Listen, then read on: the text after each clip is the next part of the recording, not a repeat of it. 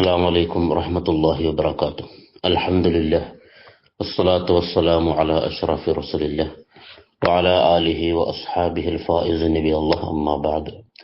قال رسول الله صلى الله عليه وسلم: الصيام والقرآن يشفعان للعبد يوم القيامة.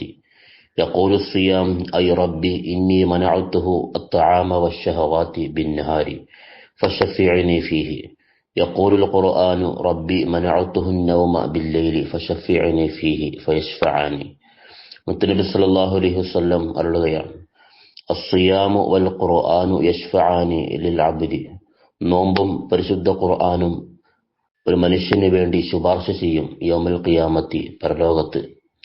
യഖൂലു സിയാം, നോമ്പ് പറയും: അയ റബ്ബി, എന്റെ റബ്ബേ, ഇന്നി മനഅതുഹു തആമ വശഹവാതി ബിന്നഹാരി.